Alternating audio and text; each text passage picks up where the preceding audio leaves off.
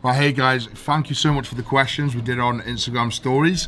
So I'll get stuck right into it. First one, are you going to be at Britain's Strongest Man? Yes, I am. I'll be there. I'll be hopefully doing some presenting to the camera, helping out with the running and the sort of behind the scenes, capturing footage with the athletes. So I'll be there, I'll be supporting, and obviously doing the meet and greet with the crowd as well. So if you haven't got your tickets, go to giantslive.com and click on the link.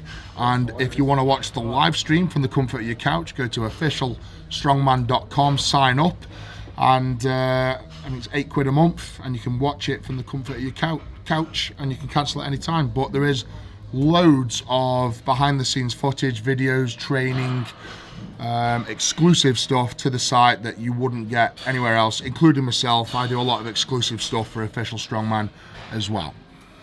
Okay, another question from Patrick.O'Neill.13. How do you go about and train with an injury? Right, so training with an injury is always a tough one.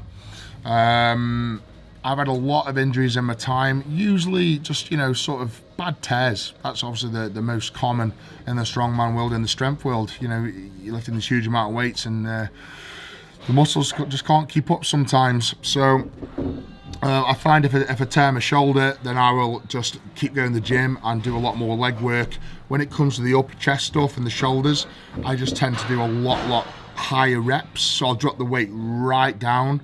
So, you're talking, if it's a really, really bad tear, of course you need to rest it. But as soon as you can, get back in the gym, get your 10 kilo dumbbells, start shoulder pressing, start bench pressing, and just build up very slowly.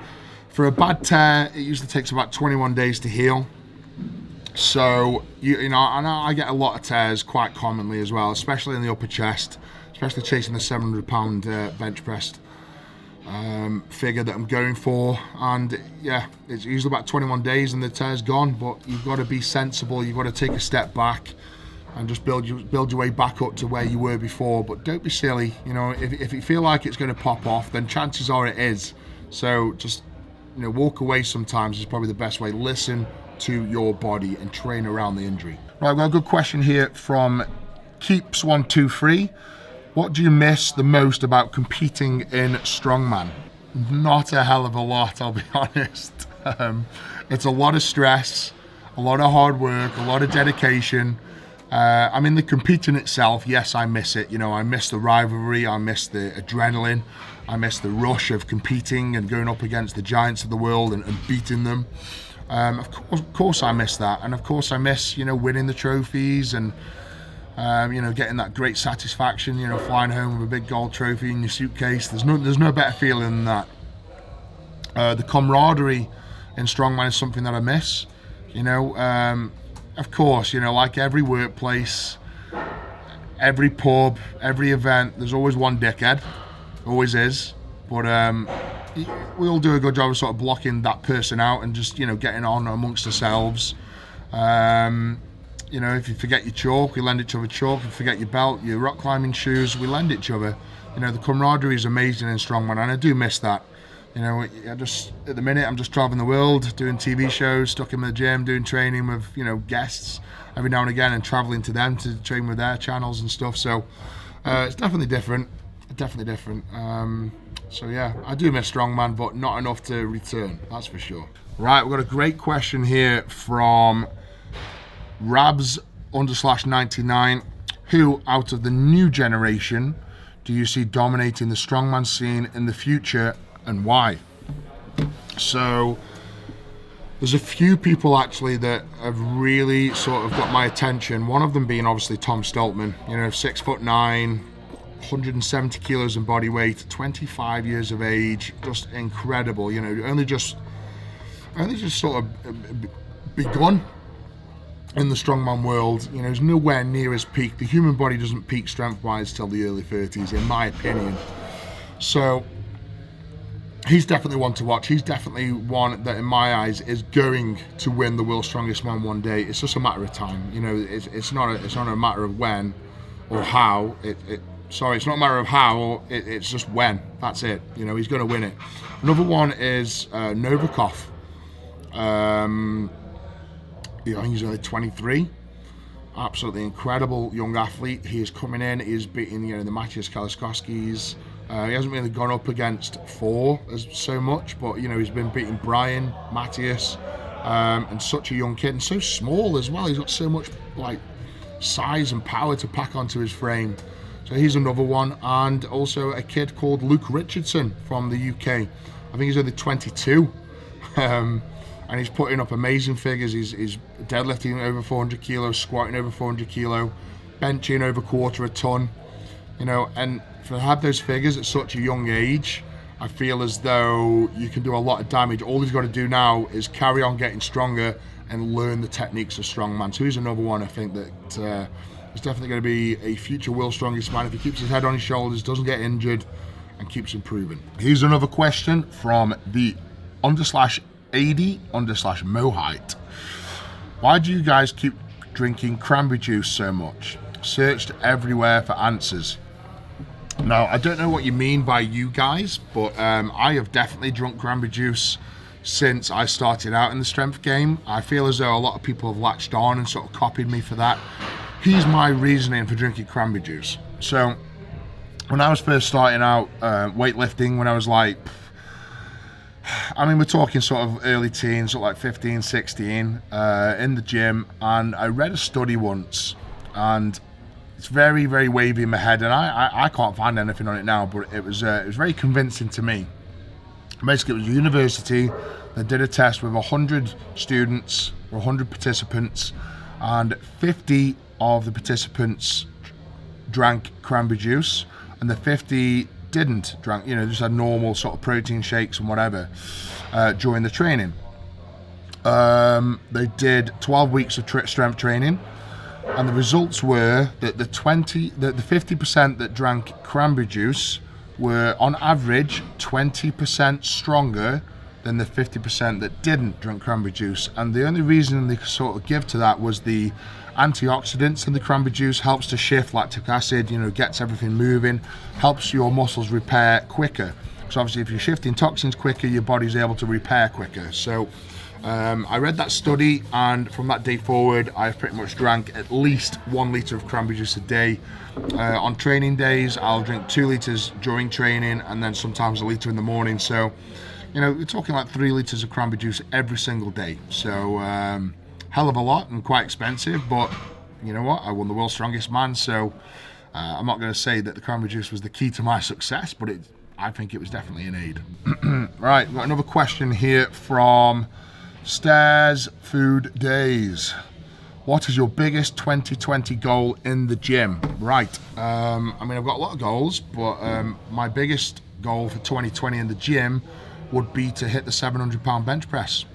It's something that I've been chasing for a long time. I think towards the end of 2019, I kept getting a lot of tears, and I think that's the simple fact. I know people take the piss, but just always dehydrated, always traveling, always moving around the world, long haul flights, coming back, trying to keep up with, training with Julius Maddox, trying to keep up with those guys, and just constantly sort of every week just ripping something, going really heavy and ripping something. It was just too much, I think, this year I'm going to plan it a lot better. I've got some big projects coming on, but they're all on my terms, so I'm not gallivanting around the world, getting long haul flights here, there and everywhere.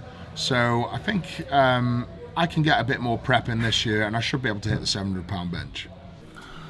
Right, another question from _Adam_258. What made you dedicated to this sport? Now, that's a bit of an open question. I decided that I wanted to be the world's strongest man at 19 years of age, and then not long after, my nan passed away, and I actually made a promise to my nan on her deathbed that I would be the world's strongest man one day, and that made me become this obsessed strongman monster that just wouldn't stop. I was like the Terminator, I wouldn't give in. There was nothing going to stop me. There was no stone unturned.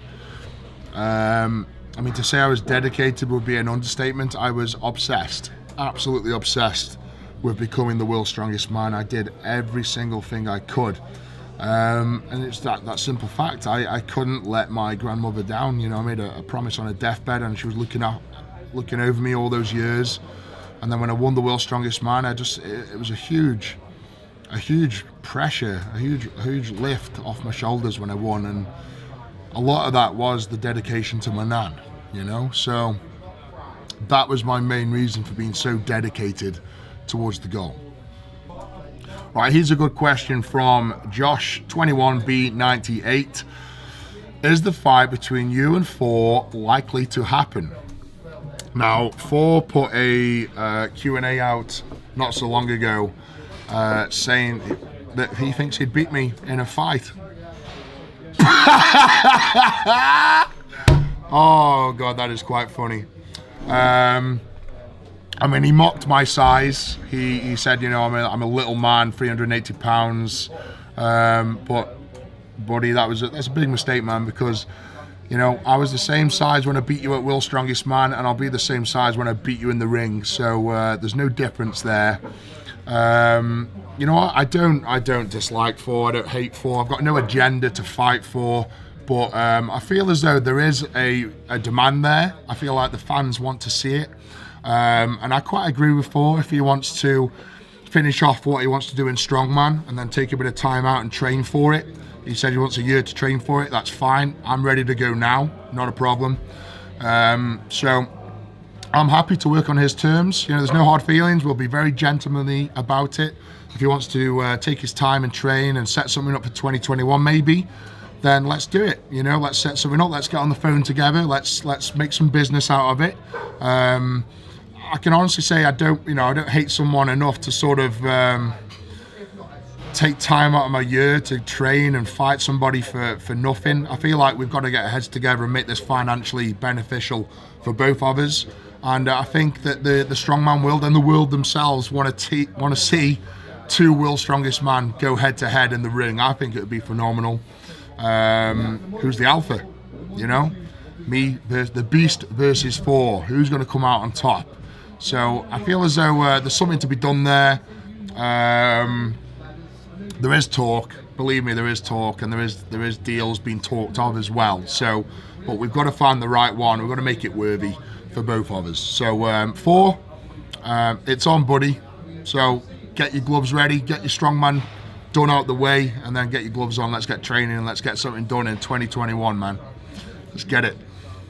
All right, here's another question from Stephen Diver02. Will you ever branch into Hollywood similarly, they spelt it wrong, that's why. Similarly, I can't even say it now because he spelled it wrong. Similarly to Arnold. That is something I'm quite passionate about. I'm working very hard, doing a lot of TV stuff, getting into TV shows, doing a bit of presenting, and I'm enjoying it. I'm doing acting lessons. I have actually I'm in a lead role in a film in the middle of 2020, so I'm getting into that. And then I can't say too much, but there are some opportunities coming my way for Hollywood, and I'm just hoping they all pay off and I grab them with both hands and I nail them, and that leads to more work. So I think Arnold is the dream story. He came to Hollywood, he won Mr. Olympia, was it 8 times? 8 times? I can't remember. And then he used that as a platform to get into the movies, and he started off small, and then before you know it, it was the Terminator, it was Conan, and probably was and still is one of the biggest Hollywood stars that the world has ever seen. So of course, Arnold, I'm very open about this. Arnold is my hero. He is my idol. And I would love to follow in Arnold's footsteps, for sure. 19, Dan Jones, 91. When is the Eddie 2 documentary coming out? Right, so we're working on the Eddie 2 documentary. It's been going on for some time. We managed to get a very hefty investor from Switzerland to fund the film. And this is going to be a massive step up from the first one. We've got some really cool dramatic reconstructions going on, replays, sort of thoughts going back in time, young Eddie when he was 19, and you'll see all this visually in the film. I put a lot of work into it, and obviously there's a great storyline there. You know, the Eddie 1 documentary left off with that big question mark: is did Eddie Hall ever go on and win the World's Strongest Man? And of course the answer is yes. And then it's the sort of break, obviously the 500 kilo as well, that hasn't been documented, so we're working on that as well. And then of course the breaking into the sort of TV show and the film side of things, so there's a lot to cover. We've been making it already for the best part of 2 years on and off, and we're hoping fingers crossed to have all this done and dusted and out for the summer of 2020. So, and it'll be a big release. We're hoping for a massive release, possibly cinema, and of course we'll definitely, you know, do the rounds in the film festivals, and we'll no doubt end up as a big sort of showcase on Netflix. So keep your eyes peeled for that. Right, a great question here from Justin Gabriel's _. Max bench at your prime. That's a good question. I mean, it's a question that I cannot answer, obviously, without being stipulated and pointed at and saying words are cheap. I mean, I've got to gauge it off what I did for reps on that 8-foot wobbly bar. No elbow wraps, no wrist wraps, no spotter. 8-foot wobbly bar, no supports on a very unstable bench. 265 kilo for 6 reps, and I stopped at 6 reps. I mean, if you put that into a calculator, I think it comes out at over 310. Chris will do that for me now. I just saw him pick up his phone. So going off Chris's calculator, 265 for 6 would convert to 314 kilo for a 1 rep max. And this is the thing, like, it's on an 8-foot wobbly bar, no wrist wraps, no elbow supports, on a crappy bench, no spotter, no lift off, nothing. Could have done more reps. I think, what is the world record right now? 336 kilo, I believe. I mean, I honestly think I could have done that. I really do. I reckon I could have benched 340 kilo. But, you know, words are cheap. You know, there's saying it and doing it. The reason why I never did it is because, you know, training for World's Strongest Man, if I went and did a max bench and popped my pec off, that's my career over. You know, going into World's Strongest Man with 1 pec, yeah, I'm sorry, but you're not even going to come top 10. So I didn't fancy ending my career early. That's the reason why I didn't do it. I wish I had, you know, I really do wish I had, but I had priorities in life. And end of the day, you know, winning the World's Strongest Man is one of the best things that ever happened to me. It's changed my life. If I did the world record bench press, could I have said the same? There's no chance, absolutely no chance. You know, there's guys out there that have done world record benches and squats and deadlifts, and you know, it's great. It's great for them. It's great for the sport of powerlifting. But I'm afraid the accolade and the return is just not enough. So, you know, I'm chasing a good bench now. I'm going for the 700-pound bench now, which I think is 314 kilos thereabouts, or 312. We'll just see where it goes. I'm not stressing. You know, I've proved my worth. I proved I was the world's strongest man. Proved I can lift half-ton deadlift, and I'm sure, you know, people can stipulate. I think if I'd have done powerlifting, I would have got the biggest total of all time. Let's just go easy and say an easy 450 dead without straps. You know, comfortable powerlifting rules. An easy 450 squat. No one can argue that with the reps I was doing at World's Strongest Man. I mean, I did 325 kilo for 15 reps. And then bench, let's call it an easy 300 kilo bench. You know, you're talking, that's 900, that's 1200 kilo raw total. And that's not even being unrealistic, and that's a lot lower than, you know, obviously 50 kilo off my PB on the deadlift. Squats, as I say, I've never gone on above 405 on a squat, and again, never had to, so. Stipulation, but whatever, you know, I'm happy winning the World's Strongest Man, happy with the half-ton world record deadlift, and it's still stood for 4 years. You know, 4 years on, no one's come close. Still, I think the closest to it is 26 kilo away, so I'm still yet to see someone convince me that they can pull 500 kilo off the floor. So, thank you guys, thanks for the questions, they were great questions. Please like the video, subscribe to the channel, and I'll see you guys soon. Big love, the beast.